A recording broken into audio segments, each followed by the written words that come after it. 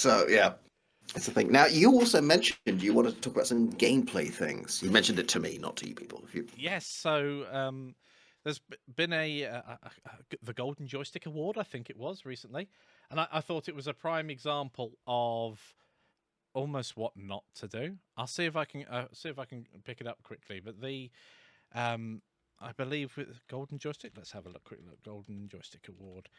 They had a couple of categories. They had a category. Well, they had lots of categories, in fact, but they had one that was the ultimate game of all time. You mean the last one ever made? Well, that's what that actually means. Right. It's like, that's it. This is the ultimate one. No more games. But they put it as Dark Souls. Why? Murder Pac-Man. I don't know, but it's interesting. I don't know if anybody watching at the moment has actually caught up with the Golden Joystick Awards or anything along those lines. But I could make a case for Rogue, the original 1980s Rogue that spawned all the roguelikes. I could make a case for Minecraft, which spawned the entire survival genre as we know it today. There were survival games before Minecraft, but that really, like, Ark and Atlas and all these other survival games owe so much to Minecraft. Yep. I can make a case for Space Invaders. I can make a case for Pong, just for getting so many people in the 80s into video games. Yeah, exactly. Dark Souls is great, but ultimate game of all ultimates. Part of me wonders whether they would have been better off. We're humans; we like sticking things in pigeonholes, and it's weird to just see one game, because if we include the likes of Pong, etc., and go right back, we're talking 40, 50 years of gaming history. I'll go even further. Why are we only doing video games?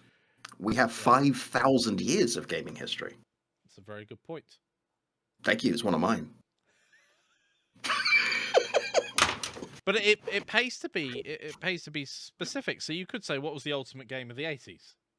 Ultimate game of the 90s?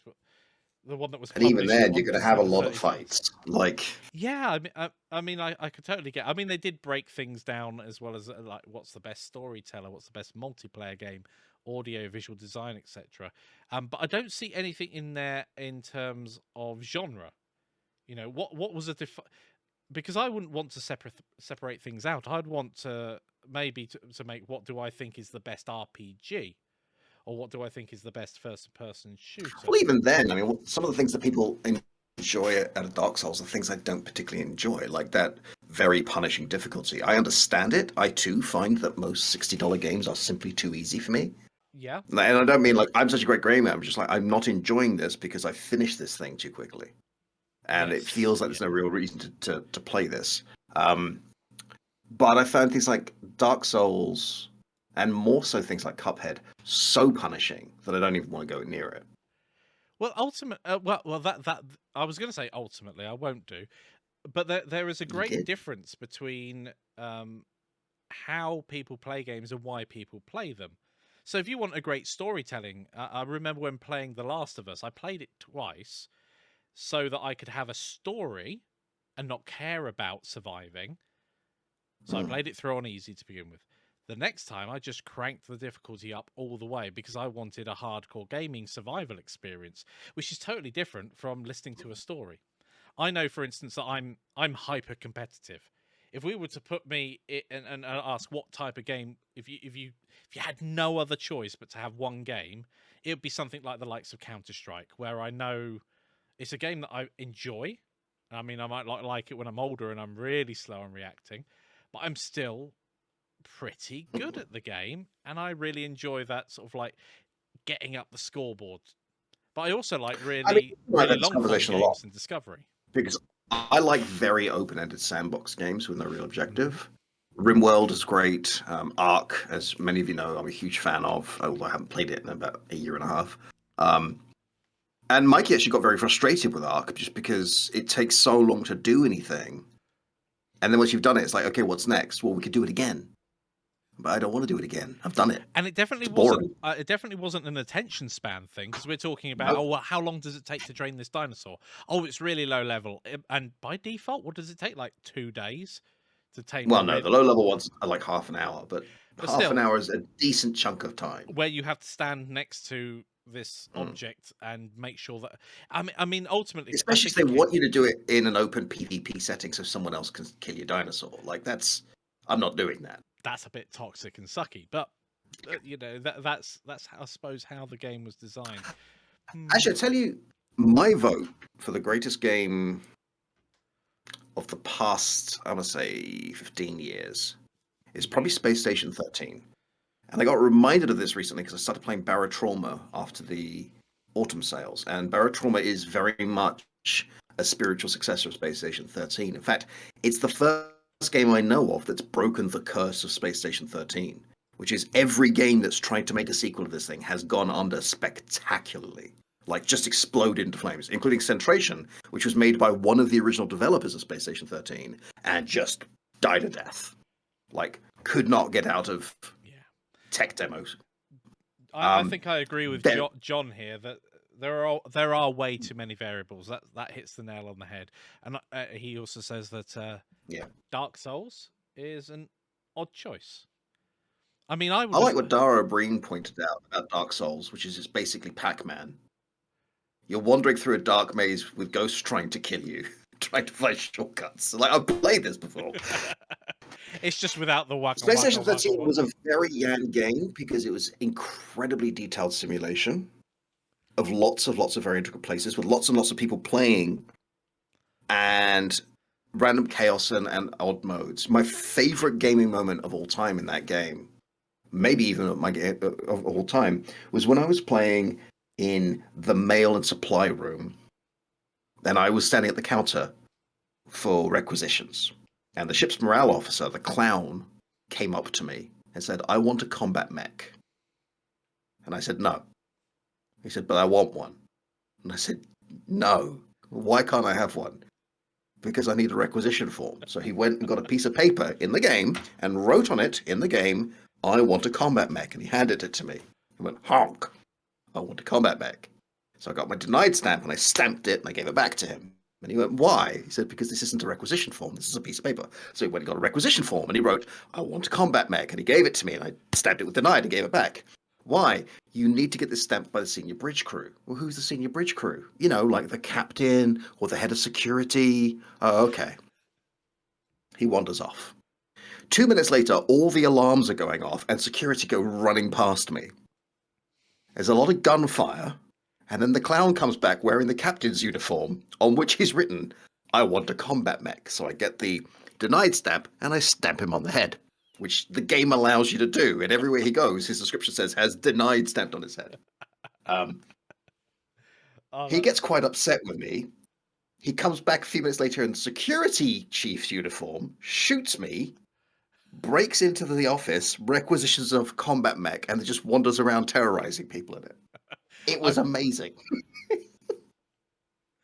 Oh, that's a great example of a highly systemic game where the systems work together incredibly well, and that is one and of when the they don't, fundamental that's challenges. part of the game. Yeah. I mean, there were people who played that game who did nothing but work in atmospherics, trying to keep the atmosphere right. Or would occasionally, if one of them was a traitor or they were bored, just switch it out with flammable gas. Why's the ship gone boom? Yep. Skyrim.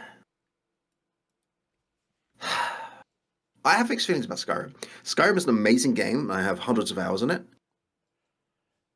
But that intro? Oh, when you're in the back of the... Spoiler alert, just in case you haven't played this 10-year-old game, whatever it is. You mean when you sat in the cart and you're just on a scripted spoiler, event. it's the intro. You're sat in the cart for like 5 minutes while people talk at you, and then eventually you can get out and do things. You can mod it so you don't have to do that. Yeah. But...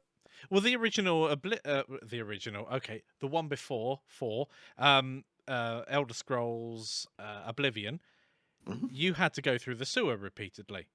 It was only after my second playthrough that I thought, hang on a minute, can't I just get to the exit of the sewers and create a save game, because then it asks you if you want to confirm But all here's your the thing. choices.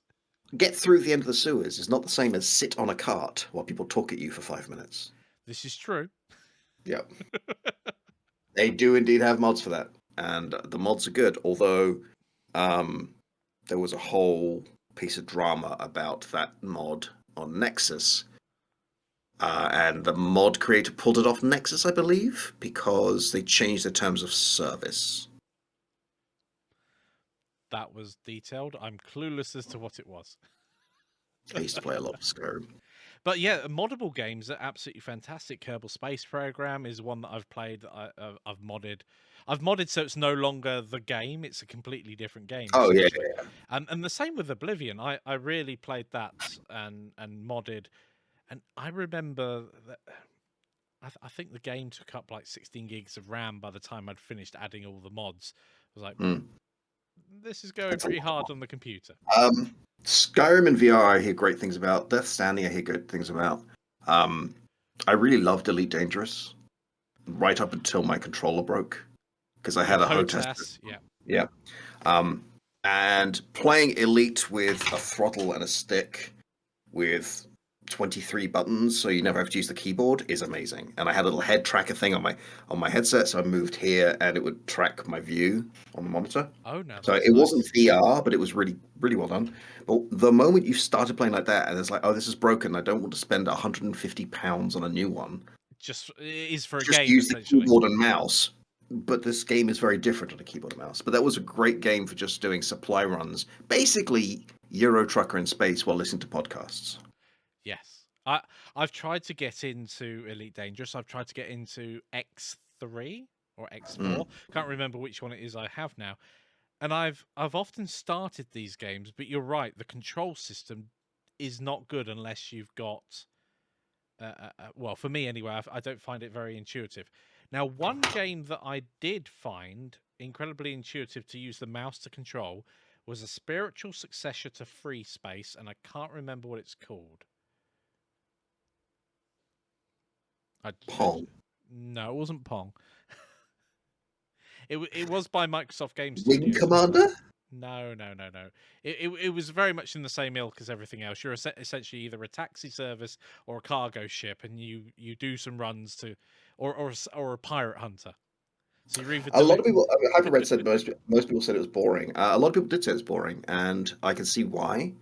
I really enjoyed the atmosphere of it, but I am quite happy to sit there, chilled out in space. Yeah. With a huge cargo ship with no shields and just glide it through the air or through vacuum in a very precise way. But it's not everyone's game. Vampire Bloodlines was an awesome game. I really enjoyed that one way back in the day. I don't think I would play it again now because I think it's one of those games that is not going to live up to the nostalgia. I've had that moment. I mean, when good old games first came on the scene, I downloaded games like Thief, Interstate 76.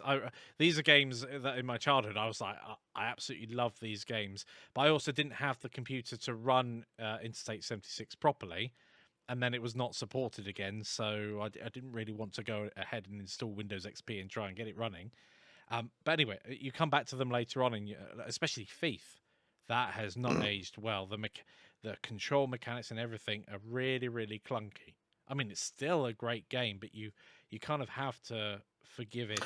I read an interesting article about this, about the release or re-release of the Gta Trilogy. Oh, the recent And the journalist was saying the problem is these games came out when I was 14, and they were a huge part of my childhood, even though it wasn't legal in the UK to play them when you're 14. And no game can match my memory. Like, the graphics are not good. The control system is insane. The dialogue is repetitive. The humor is puerile. But that works when you're 14. He had these incredible memories of things that happened, and they didn't happen in the remaster. And he went back and checked, and they didn't happen in the original either. He'd made them up in the meantime, and they'd just become part of the mythos. And that's like, nostalgia does weird things to games. Really, really going back to the days of my Amiga, I remember playing Shadow of the Beast 2. Watching replays of it these days, nope. I cannot see me Tell you a enjoying game at that all. did age very well for me is Puzzle Bobble. Yep, and Bubble Bobble. Bubble Bobble too. I mean, that was an amazing platform game. I played hours and hundreds of hours of that with my friend and my sister, who remained one of the few people to ever get me off a computer when she wanted to play, and I was hogging the control, which she did by licking her hand and then licking my face. And I was just sitting there like, and she grabbed the controller from me and just started playing. My turn.